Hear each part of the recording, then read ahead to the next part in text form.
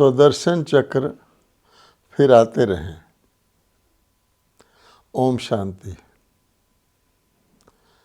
विष्णु जी के हाथ में 4 अलंकार हैं, शंख, चक्र, गदा और पद्म। ये चारों अलंकार इस बात की निशानी है कि जो आत्माएं विष्णुपुरी में या विष्णु कुल में जाना चाहती हैं, अर्थात जो आने वाले सतयुगी स्वर्ग में देवी देवता पद की प्राप्ति करना चाहती हैं, उनके लिए गीता के भगवान ने गीता ज्ञान और योग बल के द्वारा इस देव पद को प्राप्त करने के लिए 4 प्रकार के पुरुषार्थ बताए हैं और उनमें एक है सुदर्शन चक्र। तो आज हम सुदर्शन चक्र पर ही चर्चा करते हैं।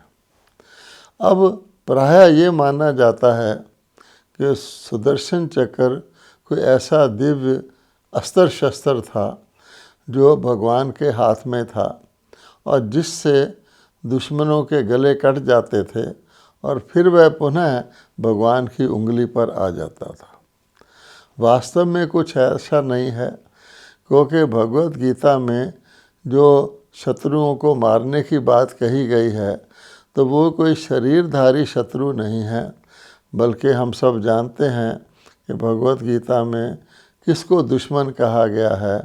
5 विकारों को, जो काम, क्रोध, लोभ, मोह और अहंकार के रूप में कलयुग में मनुष्य आत्माओं के अंदर प्रवेश कर जाते हैं।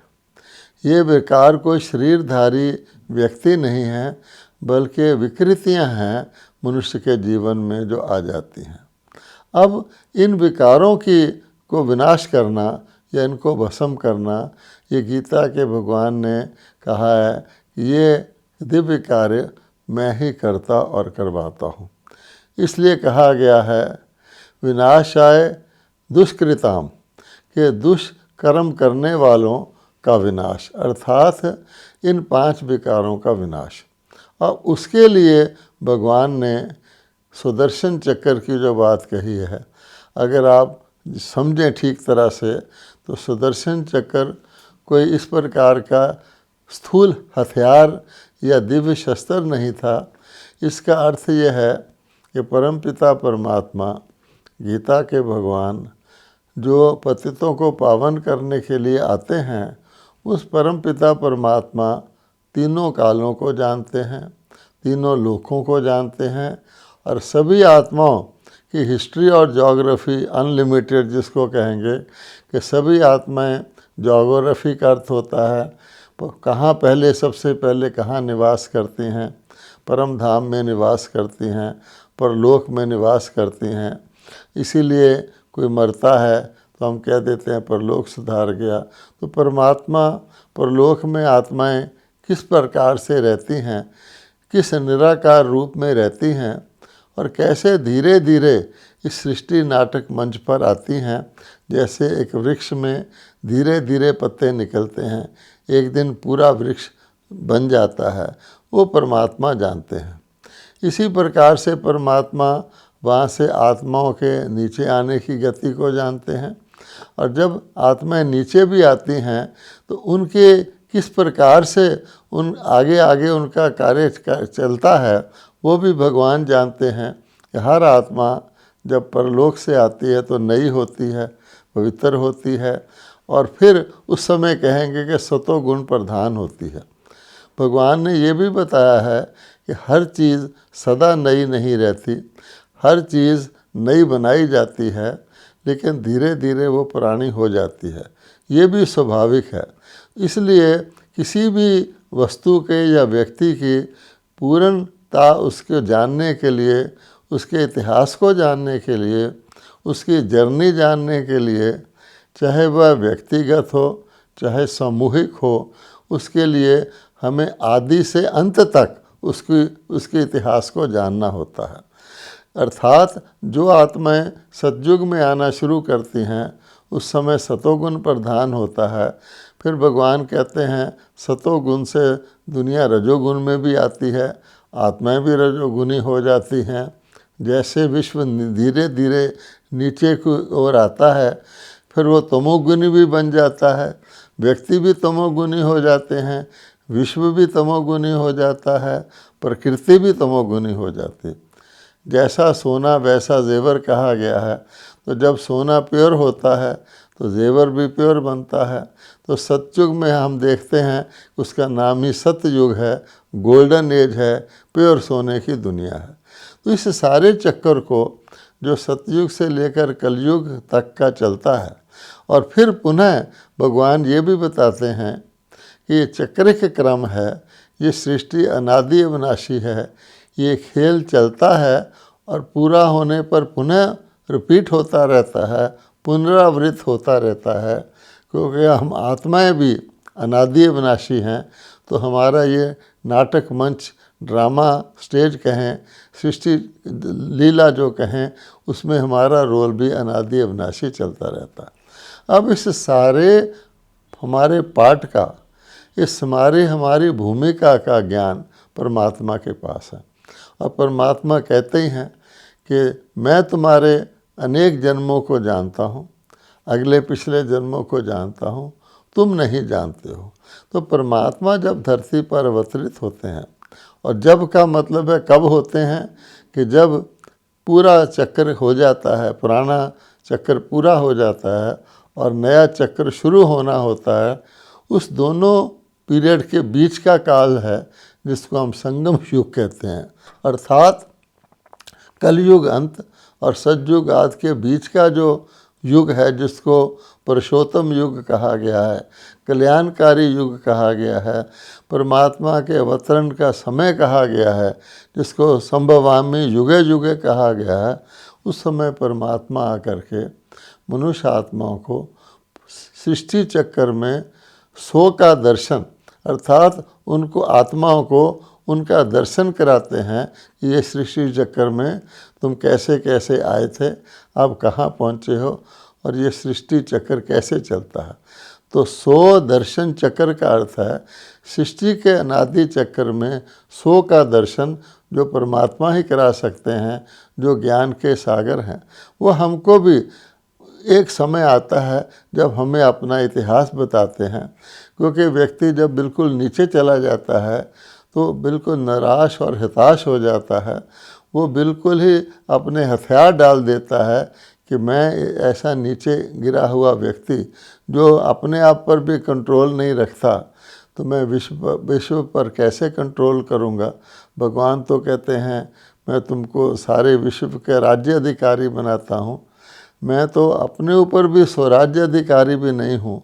इसलिए उस समय परमात्मा एक ऐसा ज्ञान देते हैं जो परमात्मा ही दे सकते हैं, ईश्वरी ज्ञान उसको कहा जाता है। और साथ साथ शक्ति देने के लिए परमात्मा योग सिखाते हैं। ईश्वरी ज्ञान और योग परमात्मा ही सिखा सकते हैं, इसलिए परमात्मा को ही ज्ञानेश्वर और योगेश्वर कहा गया है।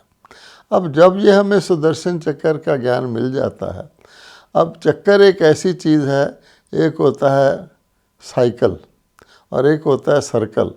अब सर्कल का मतलब तो है कि थ्योरेटिकली हमें पता लगता है कि सृष्टि चक्कर कैसे फिरता है, जैसे दिन और रात का चक्कर फिरता है। हम जानते हैं दिन के बाद रात, रात के बाद दिन, ये लगातार चलता ही रहता है। कोई ये नहीं कह सकता कि दिन से दुनिया शुरू हुई थी या रात से, क्योंकि जो अनादि है उसका ना आद होता है ना अंत होता है।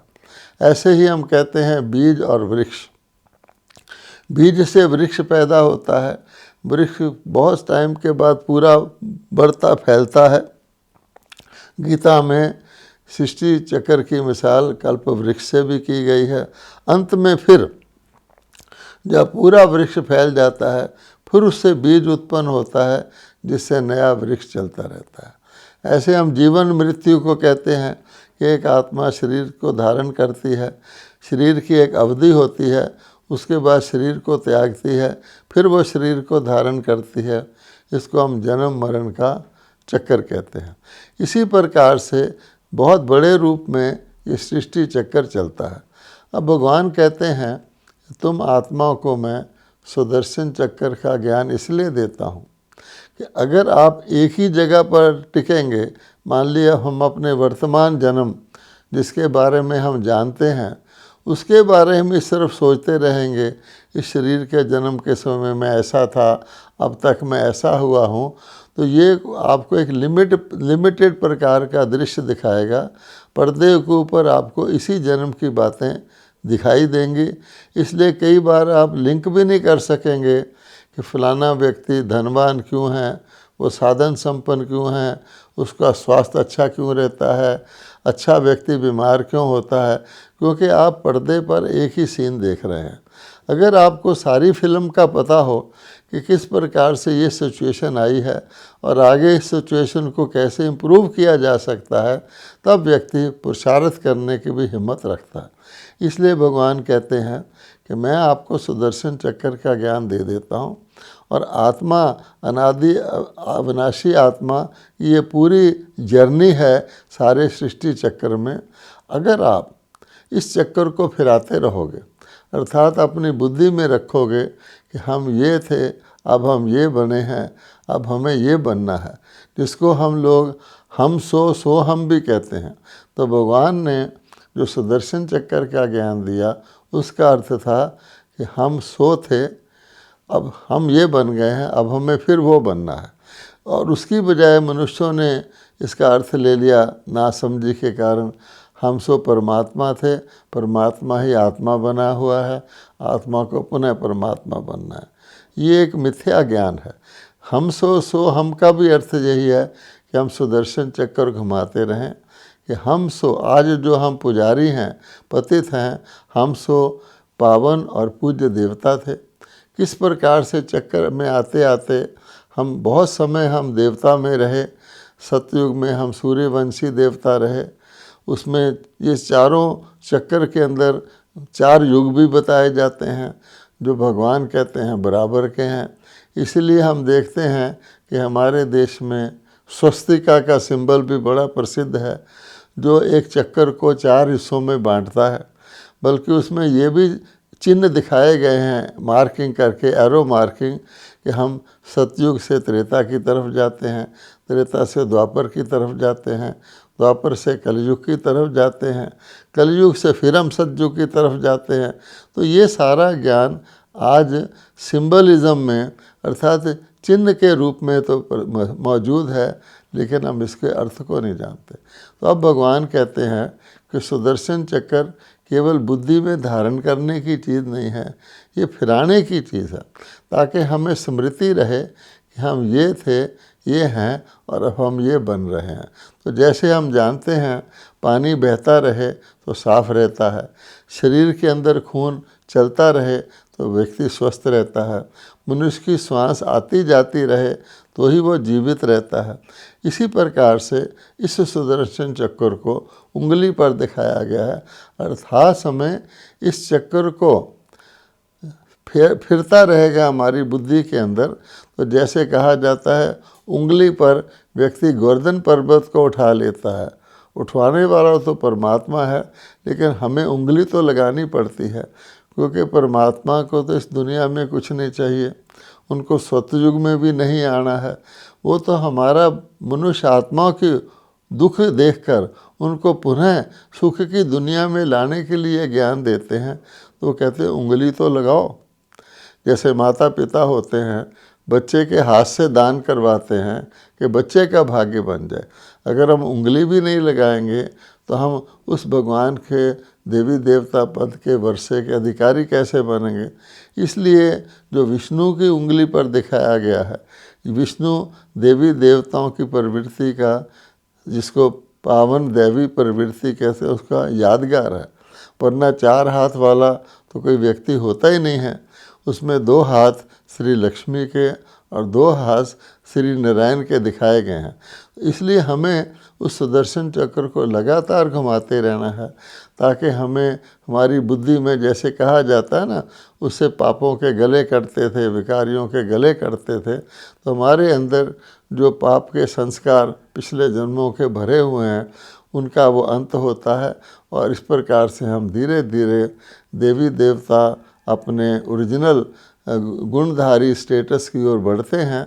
और भगवान ये कार्य जो है कलयुग और सतयुग के संगम पर ब्रह्मा जी के द्वारा यज्ञ रच के करवाते हैं। जैसा गीता में लिखा हुआ है कि ब्रह्मा जी के द्वारा प्रजा सहित भगवान ने यज्ञ रचा, जिससे देवता उन्नत हुए और वृद्धि को पाए। तो ये प्रोसेस अभी चल रहा है, पिछले 80 ईयर्स से ज़्यादा से चल रहा है और अब संपन्न होने वाला है। सारे विश्व में लाखों परिवार, लाखों भाई बहन, चाहे वो किसी भी धर्म के हैं, किसी भी देश के हैं, किसी भी जाति के हैं, लेकिन परमात्मा उनको ब्राह्मण बनाता है। अर्थात ब्रह्मा के द्वारा जो भगवान ज्ञान सुनाता है वो बनाता है। और हम जानते हैं कि ब्रह्मा जी के नाम के साथ 4 बातें संबंधित है। एक तो हम ब्रह्मचर्य कहते हैं। तो ब्रह्मचर्य एक तो सेलिबेसी को कहा जाता है, विषय भोग से बचने को कहा जाता है। वास्तव में ब्रह्मचर्य का पूरा अर्थ है ब्रह्मा जी के द्वारा भगवान का सिखाया हुआ आचरण। तो वो जो सिखाते हैं उसमें हम जानते हैं कि बहुत सारी चीज़ें आती हैं जो हमें जीवन में लानी है पुनः देवता बनने के लिए। और ये भी हम जानते हैं कि जब हम वंदना करते हैं तो ब्राह्मण देवी देवाय नमः कह के वंदना करते हैं, क्योंकि कोई व्यक्ति देवी देवता बन नहीं सकता जब तक वो ब्राह्मण ना बने। अर्थात शिव परमात्मा का गीता ज्ञान ब्रह्मा के द्वारा जो सिखाया गया और जो उसको जीवन में अनुसरण कराया गया उसको हम फॉलो नहीं करते। इसी प्रकार से हम जानते हैं ब्रह्मचर्य के साथ साथ हम ब्रह्म ज्ञान शब्द भी प्रयोग करते हैं। तो वास्तव में ब्रह्म ज्ञानी जो लोग आजकल कहलाते हैं वो समझते हैं कि हम ब्रह्म तत्व कोई ऊपर है उसमें जाके लीन हो जाएंगे, लेकिन ब्रह्म ज्ञान नहीं है, ये ब्रह्मा ज्ञान है। आप देखते हैं कि ब्रह्मा के हाथ में ही वेद शास्त्र दिखाए जाते हैं और किसी देवता के हाथ में नहीं दिखाए जाते। ब्रह्मा जी को एक दाढ़ी वाला बुजुर्ग भी दिखाया जाता है और किसी देवी देवता को दाढ़ी वाला नहीं दिखाते हैं। ब्रह्मा को आदि देव कहते हैं, अन्य को देवता कहते हैं, और ये आदि देव अर्थात देवताओं की आद में हुए। ब्रह्मा को प्रजापिता भी कहते हैं, अर्थात ब्रह्मा के द्वारा भगवान ने ब्राह्मण रचे। तो ये इस प्रकार से ब्रह्म ज्ञान नहीं है, ये ब्रह्मा ज्ञान है। इसी प्रकार से भगवान कहते हैं कि सबसे बड़ा दोष व्यक्ति को नीचे ले जाने वाला अन्न दोष और संग दोष है। तो इसलिए आज देखते हैं आज मनुष्यों का अन्न कैसा हो गया, बिल्कुल तमो प्रधान, मलेश, मांसाहारी, शराब मदिरा पीने वाले, उनका देखिए सब कुछ बिगड़ गया, जिसको हम पतितपना कहते हैं। गीता में जिसको आसुरी संपदा का लक्षण कहा गया, आसुरी संपदा का लक्षण गीता के 16वें चैप्टर में अच्छी तरह डिस्क्राइब किया गया है कि जो व्यक्ति काम विकार और विषय भोग को ही जीवन का सबसे बड़ा सुख मानते हैं और जो अपने अंदर अभिमान रखते हैं, मैं इतना बड़ा दानी हूँ, मैं इतना बड़ा पद पोजीशन वाला हूँ, अभिमान के बश वो कहते हैं, लेकिन उनके अंदर गुण नहीं होते। तो भगवान कहते हैं तो जो दोष अन्न दोष है, अन्न दोष भी एक तो खाने पीने का अन्न होता है, एक कानों के द्वारा गलत बात को सुनना वो भी अंदर जाती है, आँखों के द्वारा गलत चीज़ों को देखना वो भी अंदर जाती है। इसलिए कहा गया है see no evil, hear no evil, speak no evil, think no evil. तो ये परहेज जो है इसलिए कहा गया कि ब्रह्मा बाबा के द्वारा अन्न दोष और संग दोष का वर्णन करने के लिए उन्होंने ब्रह्मा भोज कह दिया है। ब्रह्म भोज कहते हैं, ब्रह्मा के द्वारा इनपुट या आहार की जो भगवान ने मर्यादा बताई उसको ब्रह्म भोज कहा जाता है। इसके बाद चौथा शब्द प्रयोग करते हैं ब्रह्म मुहूर्त। तो आप देखेंगे लोग मॉर्निंग टाइम को, प्रभात के टाइम को रोज़ दिन प्रतिदिन ब्रह्म मुहूर्त कहते हैं। सचमुच उस समय वातावरण शांत होता है, पिछले दिन का पोल्यूशन सेट हो गया होता है, आवाज़ नहीं होती। और उसी वक़्त आप देखेंगे भगत लोग मंदिरों आदि में जाते हैं, पूजा पाठ भी सुबह के समय किया जाता है। यहाँ तक कि स्टूडेंट्स भी पढ़ने की कंसंट्रेशन के लिए सुबह के वक़्त ही पढ़ते हैं।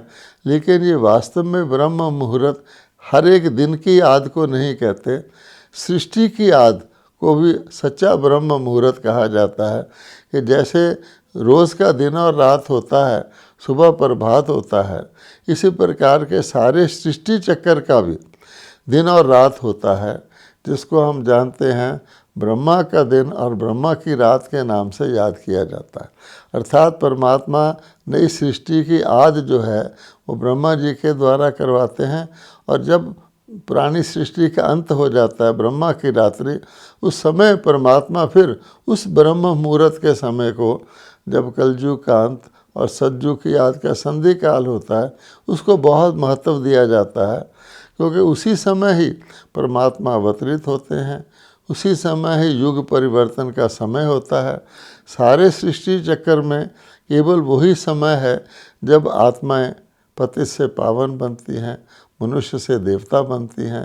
तो वो समय वर्तमान समय चल रहा है, हम सब देख रहे हैं।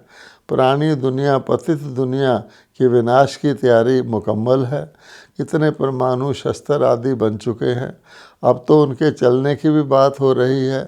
दो देशों में महायुद्ध हो रहा है, जिससे दोनों एक कब्रिस्तान बनते हैं, लेकिन उनको कोई चिंता नहीं है कि मनुष्य मर रहे हैं। वो गिनते हैं कि मेरे देश वाले मैंने इतने मार दिए, दूसरे देश वालों को ना सिर्फ जान से मारना बल्कि पशु पंछी पक्षी, प्रॉपर्टी, स्कूल, अस्पताल, किसी चीज़ को वो नहीं छोड़ रहे। साथ साथ हम प्राकृतिक आपदाओं को भी देख रहे हैं, किस तरह से क्लाइमेट चेंज हो रहा है, किस तरह से जब पूरी फसल तैयार हो जाती तो ज़ोरदार बारिश उसको बहा देती है, फ्लड इतने आ रहे हैं। तो ये सारी निशानियां हैं कि प्राणी सृष्टि का विनाश तो एक बटन दबाने से हो जाएगा। लेकिन उससे पहले भगवान कहते हैं कि नया मकान तैयार करने के बाद ही पुराना छोड़ा जाता है। तो मैं ब्रह्मा जी के द्वारा इस ब्रह्म मुहूर्त में, सारे विश्व के ब्रह्म मुहूर्त में आत्माओं को, क्योंकि शरीर तो वैसे भी सब छोड़ देते हैं, आत्माओं के अंदर दैवी संस्कार सर्वगुण भरने के लिए मैं अवतरित हुआ हूँ। और ये कार्य पिछले 80 वर्ष से भी ज़्यादा समय से चल रहा है। लाखों भाई बहन इससे जीवन में परिवर्तन ला रहे हैं। अब थोड़ा सा समय संपन्नता के लिए बाकी है। हमारे लिए ये गोल्डन अवसर है, एक बहुत बड़ी अपॉर्चुनिटी है कि आने वाली दुनिया में हम भी अपने आप को परिवर्तित करके सतयुग में देव पद के अधिकारी बने। क्योंकि सारी आत्माएं जो कलयुग की शरीर छोड़ती हैं वो सतयुग में नहीं आ जाती। हम जानते हैं कि श्रेष्ठता के आधार पर ही नया युग शुरू होता है और धीरे धीरे वो सारा वृक्ष फैलता है। अन्य सभी आत्माएं परमात्मा परम धाम में उनको शांति में रख देते हैं, फिर वो अपने समय पर पुनः आकर के इस चक्कर में अपना पार्ट रिपीट करते हैं। ओम शांति।